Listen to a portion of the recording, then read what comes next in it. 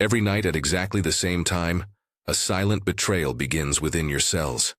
You felt it, that moment after 9 p.m. when the world seems to go soft at the edges. Your limbs grow heavy with a weight that sleep doesn't seem to fix.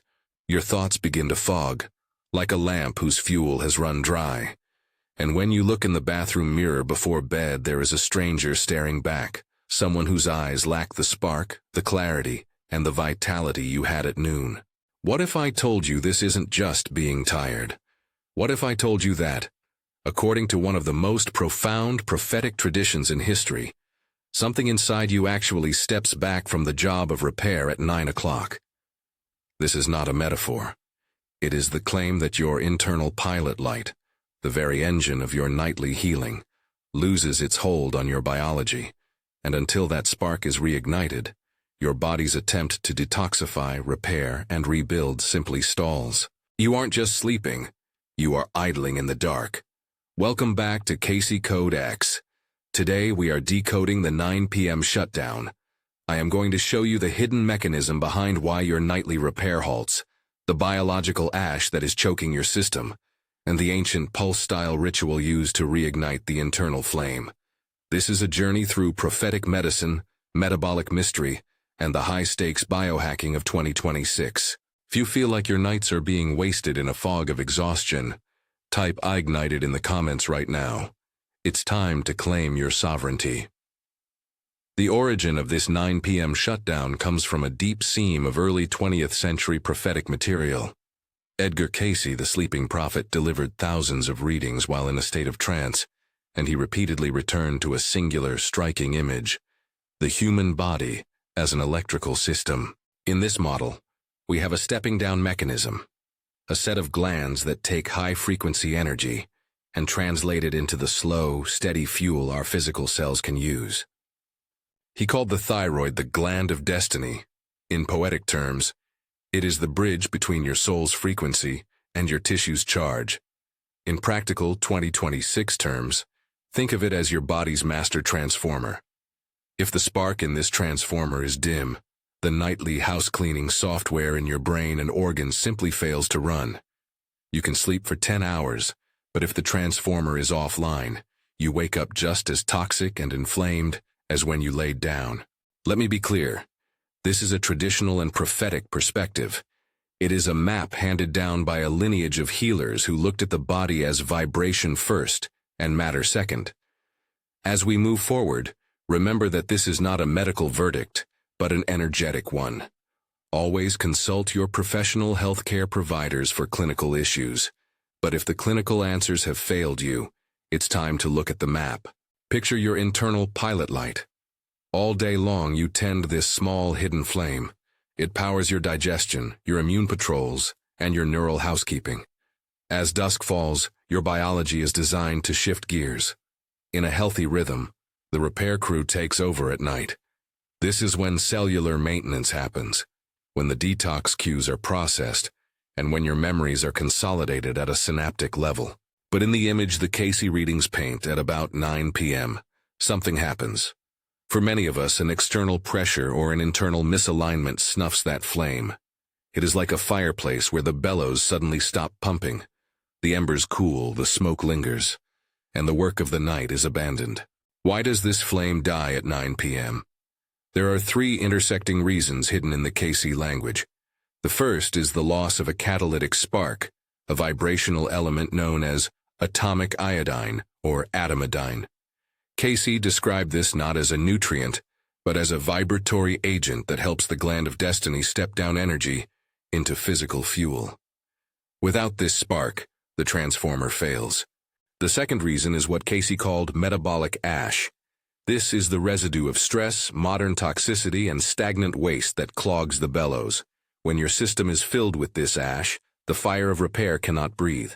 And the third reason? The EMF wash of 2026. Our nights are now bombarded by artificial light, screen frequencies, and a collective cloud of anxiety that scatters the body's attention, making it impossible to focus on internal repair. By restoring this spark, the readings promise three specific transformations, 3 ways to reclaim your night. First, the burning of biological ash. Imagine a hearth so full of gray ash that it smothers the fire.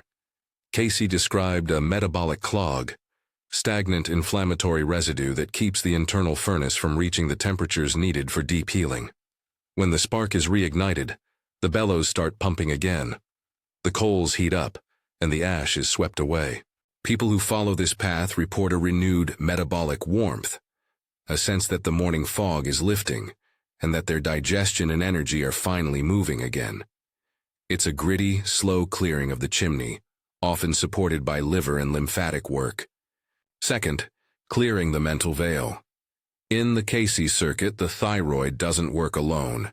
It's bridged to the pineal gland, the seat of your inner sight.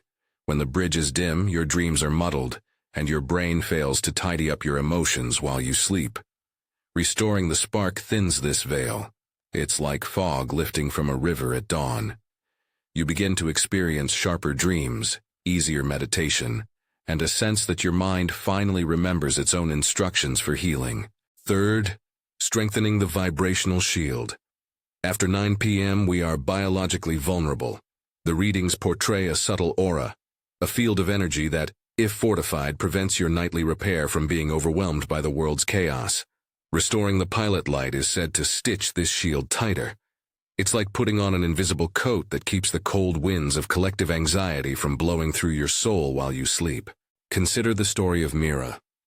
For years she woke at 2 a.m. with a jolt of panic, feeling like her body had been paused mid-repair. She felt heavy every morning, no matter how much she slept. She began with the preparatory work, castor oil packs over the liver to clear the chimney, and gentle movement to nudge her lymphatic drainage. Then, she engaged the pulse protocol found in the Cayce reports. Her recovery wasn't a Hollywood miracle. It was a steady return of internal warmth. Within weeks, the 2 a.m. surges stopped, and the morning fog began to dissipate. She had rekindled the bellows. Now, let's talk about the pulse method. Historically, the Cayce readings describe a very specific stop-start rhythm for reigniting the spark. They didn't recommend constant use of etomidine. They recommended a match strike approach. You strike the match for a few days, then you let the chimney clear. This respects the body's natural intelligence. The pulse, often 5 days of activity followed by 2 days of rest, encourages the system to adapt rather than become dependent. It is always paired with preparation. You cannot light a fire in a clogged fireplace. This is why the tradition emphasizes liver support, lymphatic flow, and a radical reduction of blue light after sunset. But a massive word of caution. These historical reports are anecdotal. The readings explicitly warn that anyone with autoimmune thyroid conditions, hyperthyroidism, or those on thyroid medication must approach this with extreme care and professional medical oversight. Do not substitute this story for clinical advice. Your sovereignty depends on your wisdom. There is a unique urgency to this work as we move through 2026. Many who study the prophetic timelines believe we are in a window where the ambient, energetic fields of the earth are tightening. The noise is getting louder, the static is getting thicker. The need for personal, energetic sovereignty has never been more intense. If you feel your nights slipping away, treat it as a narrative nudge. The time to notice your rhythm is now. If you want to integrate these ideas, start by being a witness to your own biology. For the next 14 days, keep a log. At what exact time does your fog deepen? How do your limbs feel at 10 p.m. versus 6 p.m.? Are your habits, the late night scrolling, the artificial lights, the heavy meals pressing down on your pilot light? If you decide to explore the preparatory rituals like castor oil packs or gentle liver support, do so with patience. The purpose of ritual is to create a container for your nervous system, a set of actions that tell your body it is safe to begin the repair. You are the tender of your own flame. You are not a passive victim of exhaustion. You are a sovereign being capable of attuning to a deeper rhythm. Remember the central image of tonight's code. The 9 p.m. shutdown is a failure of the pilot light. In the Cayce tradition, the vibratory spark of atomic iodine is the key to reigniting the bellows, clearing the metabolic ash, and allowing the nightly workforce to finally complete their job. That is the story.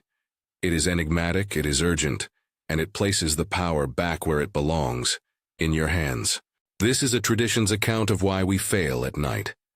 It is an invitation to think differently about your tiredness. This is not medical instruction. It is a map for the seekers. If the idea of reclaiming your nights resonates with you, you need to be ready for what's coming next. In our next session, we are going to unpack the karmic code. We will explore how birthmarks, skin signatures, and strange physical markers were read in the Cayce tradition as soul signatures, maps of your past that dictate your present healing needs. If you want to go down that rabbit hole with me, hit the subscribe button and turn on your notifications. Share a line in the comments about your own nights. When does your energy stop? What happened in your life when the fog first arrived? Your story is the data we need. Reclaim your night, clear the ash, ignite the pilot light. I will see you in the next code.